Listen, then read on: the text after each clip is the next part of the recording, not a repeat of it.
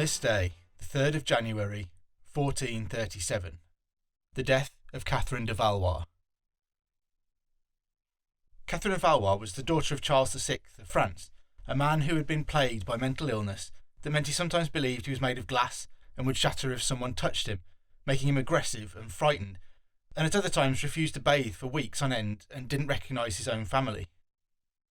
The problems this had caused in France contributed to the successes enjoyed by Henry V of England at Agincourt and during the years that followed. When Henry V reached the peak of his achievements in France, Charles VI sued for peace, and the two kings agreed the Treaty of Troyes, sealed in May 1420. As part of this arrangement, Henry was married to Catherine of Valois at Troyes Cathedral on the 2nd of June 1420. Charles also recognised Henry as heir to the French throne, although Charles was to retain it for the rest of his life.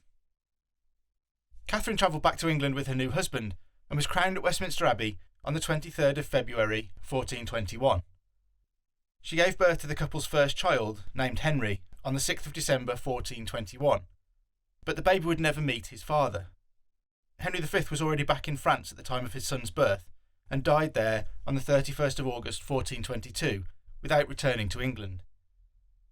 Henry was nearly 36 and Catherine was just 20 when she was widowed. The ruling council in England, who had control of the government while the new king, now Henry VI and just 9 months old at his accession, was a minor, were concerned about Catherine's future.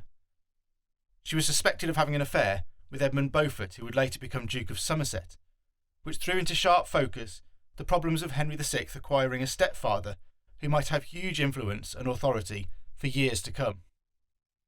To counter this threat, a law was passed that made it illegal for anyone to marry Catherine without the permission of the council, on penalty of forfeiting all that he possessed.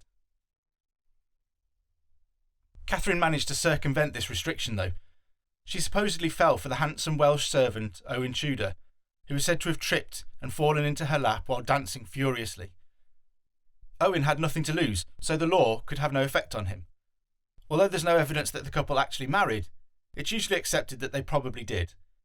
Catherine had several children with Owen, the most famous being Edmund Tudor, Earl of Richmond, father of the future King Henry VII, and Jasper Tudor, Earl of Pembroke, the protector of his nephew and a solid pillar of his early government.